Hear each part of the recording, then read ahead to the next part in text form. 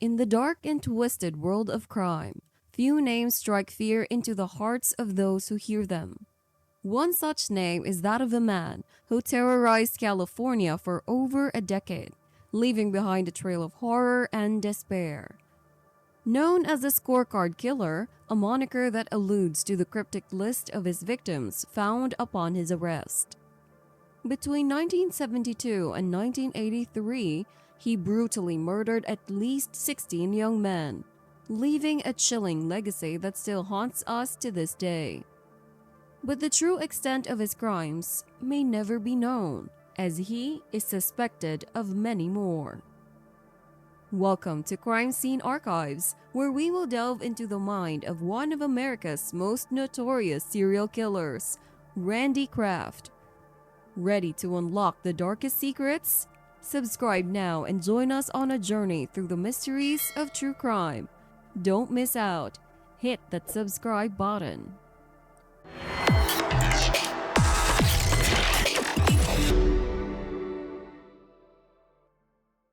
Warning: this video contains graphic content related to crime scenes. It is intended for educational purposes only. Viewer discretion is advised. Randy Stephen Kraft, also known as the Scorecard Killer and Freeway Killer, was an American serial killer and rapist active between 1972 and 1983.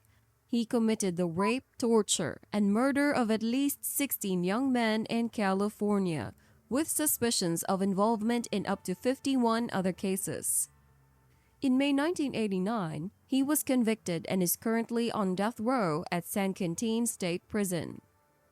The moniker Scorecard Killer comes from a coded list found upon Kraft's arrest, featuring cryptic references to his victims.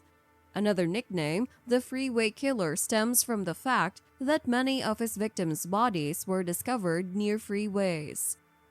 Born on March 19, 1945, in Long Beach, California, Kraft grew up in a modest family, with a distant father and a hardworking mother.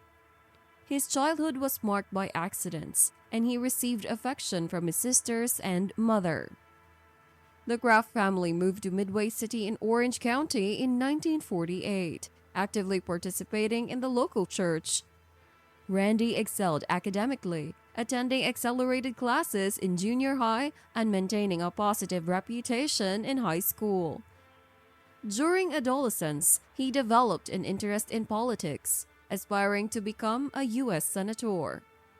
Despite occasional dating, some speculated about his sexual orientation. Randy Kraft acknowledged his homosexuality in high school, but kept it private. Graduating in 1963, he attended Claremont Men's College, joining the ROTC and supporting the Vietnam War initially. Engaging in Republican activities and dating women reflected his parents' influence, but he claimed to abandon conservatism in his second year, embracing liberal views and entering his first known homosexual relationship. In 1964, he worked at a gay-friendly bar and became involved with the gay scene in Laguna Beach and Huntington Beach. Kraft tentatively disclosed his sexuality to family by introducing male friends. In 1966, he faced lewd conduct charges, but no charges were filed due to his clean record. In 1967, he shifted to the Democratic Party, actively campaigning for Robert F. Kennedy. Kraft's senior year saw a decline in academic commitment, with indulgence in vices and delayed graduation to February 1968. Post-college, he enlisted in the U.S. Air Force, stationed in California, where he rose to the rank of Airman First Class and Supervisor Manager after basic training in Texas. In the same year Kraft achieved Airman First Class status, he decided to disclose his homosexuality to his family. In a letter to a friend, Kraft detailed his father's furious reaction and described his mother as more understanding, though somewhat disapproving. Despite initial tensions, Kraft's family eventually accepted his sexual orientation. He stayed in regular contact with his parents and siblings, although they observed a growing distance on his part after the revelation. Kraft met Joseph Alvin Fancher, a 13-year-old Westminster boy at Huntington Beach in March 1970. Fancher told Kraft that he had fled his house earlier that day. Kraft extended an invitation to the young man to come to his flat, telling him he could live with him and even offering him sex with a woman he knew. Fancher consented and went with Kraft to his Belmont Shore apartment, where he was continuously sexually raped, drugged, and physically assaulted. Where he was continuously sexually offended, drugged, and physically assaulted.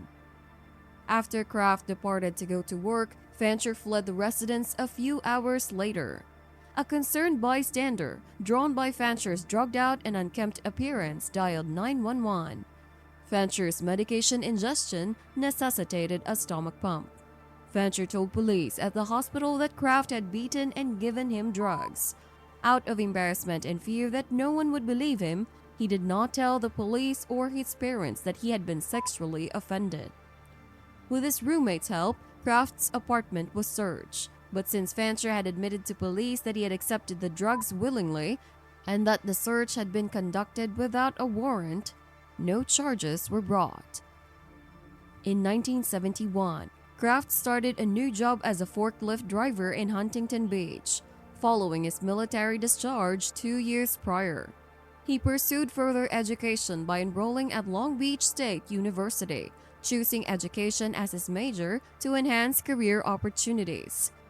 It was during this time at the university that Kraft met Jeff Graves, a teaching student from Minnesota, 4 years his junior. Their acquaintance eventually blossomed into a relationship. Between 1971 and 1983, Kraft is suspected to have been responsible for the deaths of 67 victims, all of whom were males aged 13 to 35, primarily in their late teens to mid-20s. Of these cases, Kraft was charged with and convicted of 16 homicides, all occurring between 1972 and 1983. A significant number of the victims were affiliated with the United States Marine Corps, and examinations revealed elevated levels of alcohol and tranquilizers in their bodies, suggesting they were incapacitated during the abuse and killings. Kraft typically entices victims into his vehicle under the guise of offering a ride or providing alcohol. Once inside, they were administered alcohol and/or drugs, then bound, tortured, sexually assaulted, and ultimately killed. The methods of killing varied, including strangulation, asphyxiation, bludgeoning, and ingestion of lethal pharmaceutical doses. Some victims were even stabbed to death.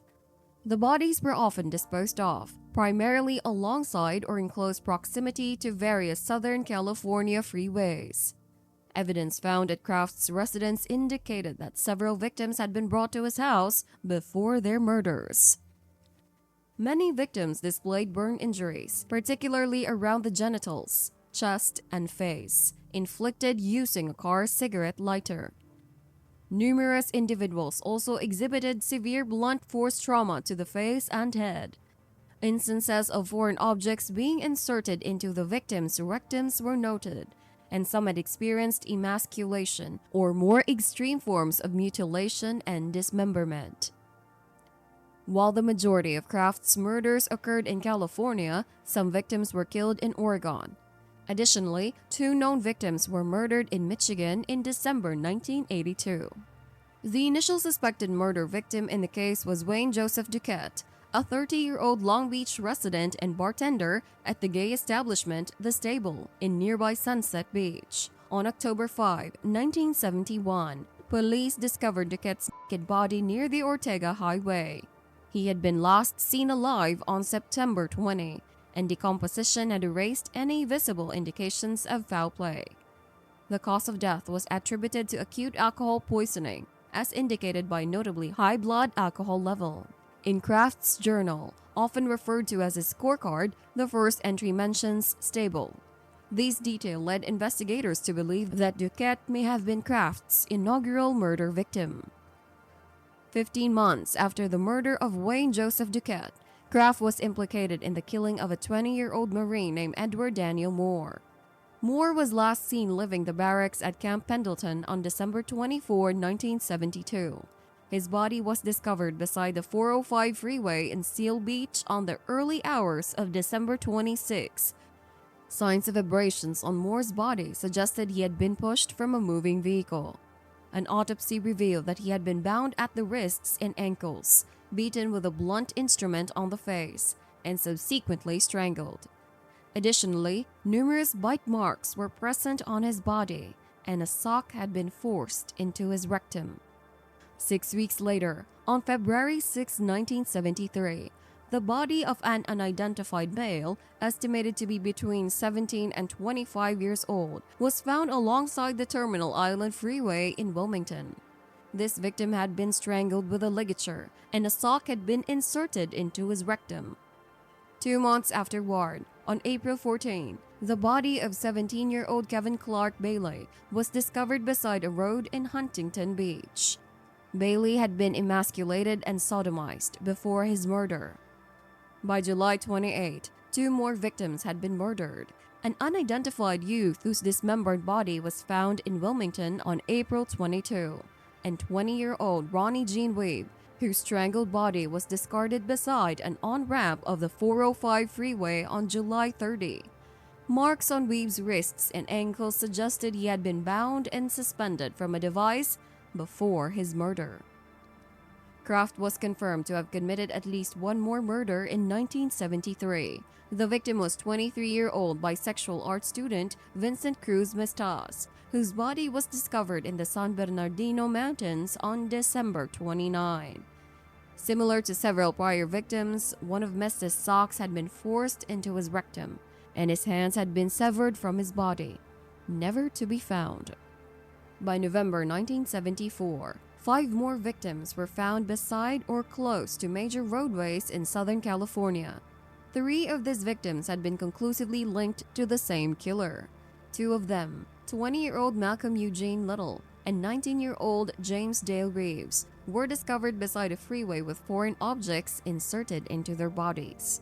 The 3rd victim, 18-year-old Marine Roger Edward Dickerson, displayed evidence of bite marks similar to several earlier victims.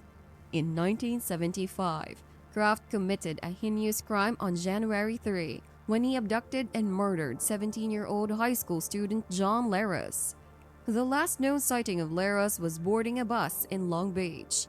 His lifeless body was discovered the following day, discarded at Sunset Beach, with a foreign object protruding from his anus. Evidence of drag marks along the beach near the discovery site suggested that 2 individuals had carried Lara's body into the water. 2 weeks later, on January 17, the life of 21-year-old Craig Jonitis was tragically cut short. His body was found abandoned in the parking lot of the Golden Sails Hotel near the Pacific Coast Highway and Loynes Drive in Long Beach. Jonitis had been strangled to death with a length of string, possibly a shoelace. By January 1975, a total of 14 victims whose bodies had been discovered across 4 separate counties over the preceding 3 years were linked to the same killer. All the victims shared common characteristics, being Caucasian males with similar physical traits. On January 24, homicide investigators from various jurisdictions in Southern California assembled in Orange County to review their progress in the search for the unidentified perpetrator. An FBI profile of the killer was presented, describing the individual as a methodical, organized lust killer possessing above-average intelligence and displaying indifference to the interests and welfare of society. Some investigators entertained the possibility that the murders might be the work of more than one person, speculating that one or more of the perpetrators had a military background. This hypothesis was based on the presence of paper tissue residue in the nostrils of 2 victims, a technique known to be used in the military to prevent bodies from purging after death. The insertion of socks into the victims' rectums was also theorized to serve the purpose of preventing purging as the body was transported to the disposal location. At this stage of the investigation, solid suspects were elusive. On the evening of March 29, 1975, Randy Kraft lured two young men, Keith Crotwell and Kent May, from Long Beach parking lot into his Ford Mustang. The youths were given beer and Valium as Kraft aimlessly drove around Belmont Shore and Seal Beach. May later recalled feeling catatonic due to the Valium and alcohol, eventually passing out. In the parking lot where Crotwell and May were last seen, two friends observed a distinctive black and white Mustang pull in. The driver opened the passenger door, pushing the unconscious May out into the pavement. As the car sped away, the friends noticed Crotwell slumped against the driver's shoulder. On May 8, Crotwell's skull was discovered on a jetty near the Long Beach Marina, and the rest of his body was found 6 months later. Suspecting the murder frequented a Belmont Shore gay bar, the friends located the distinctive Mustang less than a mile from their home, noted the license plate, and reported it to the police. The car belonged to Randy Kraft. Long Beach police interrogated Kraft on May 19, 1975, initially denying knowing Crotwell or May. Kraft later admitted to encountering them in the parking lot, driving with them, and claimed Crotwell disappeared after his car got stuck. Detectives remained skeptical, attempting to file homicide charges the following week. However, the Los Angeles District Attorney's Office declined, citing the coroner's conclusion that Crotwell died of accidental drowning based on the limited remains found. After this episode, Kraft did not have known killings until December 31, when he abducted 22-year-old Mark Hall in San Juan Capistrano. Described as one of Kraft's worst murders, Hall was bound to a tree in a remote canyon, where he died of asphyxiation caused by leaves and earth found in his trachea. Hall was subjected to brutal acts, including sodomy, emasculation, burning of chest and scrotum with a car lighter, destruction of eyes, and multiple incisions on his legs with a broken bottle. Forensic experts determined that Hall had been alive for much of the ordeal. Randy Kraft's later murders reveal a continued spree of brutality. After a hiatus, he struck again on June 16, 1979, abducting 20-year-old Marine Donnie Harold Crissell. Crissell's body was thrown onto the 405 freeway, with the cause of death listed as acute alcohol poisoning. However, rope and burn marks indicated prior torture. 2 months later, on August 29, the dismembered remains of 21-year-old English tourist Keith Anthony Jackson were discovered behind a gas station in Long Beach. A sock was inserted in his rectum, and only Jackson's head, torso, and left leg were found. The entry England or 76 on Kraft's scorecard is believed to refer to him. 2 weeks later, on September 14, the body of 19-year-old Gregory Wallace Jolie was found in Lake Arrowhead, having been emasculated, with severed head and legs. His possessions were traced back to Kraft's home. On November 24, 1979, 15-year-old Jeffrey Sire from Santa Ana is suspected to have been abducted and murdered by Kraft. Sire was last seen at a bus stop in Westminster and was believed to be mentioned in Kraft's scorecard entry, Westminster date. On February 18, 1980, the decapitated body of 19-year-old Marine Mark Allen Marsh was discovered near Templin Highway with severed hands. Kraft's murderous activities extended to Oregon in the summer of 1980. He is believed to have killed 2 victims listed on his scorecard with cryptic references, including Portland. The first victim, 17-year-old Michael Sean O'Fallon, was killed on July 17, and the second, an unidentified man aged 35 to 45, listed as Portland Elk, was found beside a freeway in Woodburn. Upon Kraft's return to California in September 1980, the bound body of 19-year-old Marine Robert Loggins was discovered close to El Toro Marine Air Base. Loggins had been photographed in various states, alive or dead, in Kraft's living room. On April 10, 1981, 17-year-old Michael Clark was found dead beside Interstate 5 near Goshen, Oregon, with signs of extensive violence and brutality. Finally, on August 20, 1981, the partially clothed body of 17-year-old male prostitute Christopher Allen Williams was discovered in the San Bernardino Mountains, having ingested lethal substances. Following complaints about a foul odor in Echo Park on July 29, 1982, a Caltrans employee discovered the decaying body of 14-year-old Raymond Davis near the Hollywood freeway. Davis had been missing since June 17, searching for his dog. His wrists were bound and he was strangled with a shoelace. The entry dog on Kraft's scorecard is believed to refer to Davis. Nearby, 16-year-old Robert Avila's body was also found, decomposed and strangled with speaker wire. Kraft's next known murder occurred on November 1, 1981, with the abduction and killing of 24-year-old Arne Mikhail Lane. His body was found in January 1984 near Ramona. A month later, on December 3, 1982, 29-year-old Anthony Jose Silveira disappeared while hitchhiking. His body was discovered 2 weeks later, strangled, sodomized, and violated. Kraft continued the spree in Oregon, killing a hitchhiker named Lance Taggs on December 8, 1982, and returning to California. The Oregon murders were linked to his California killings. In 1983, he abducted 21-year-old Eric Church, found dead alongside I-605 on January 27. On February 12, Kraft killed Jeffrey Nelson and Roger Duvall, both last seen near a friend's house in Buena Park. The final murder took place on May 14, 1983, when Kraft was arrested for driving under the influence. California Highway Patrol officers discovered the lifeless body of Terry Lee Gambrill in Kraft's car, bound and strangled. This marked the beginning of the end for Kraft, as his arrest led to the exposure of his heinous crimes and the unraveling of a disturbing pattern of violence and murder. After Randy Kraft's arrest for driving under the influence, a search of his vehicle uncovered several pieces of incriminating evidence, a belt matching the bruising around the neck of Terry Lee Gambrill. The victim found in Kraft's car was discovered on the rear seat. The passenger seat and carpet were heavily blood-stained, though Gambrill had no open wounds. Forensic analysis confirmed the blood was human.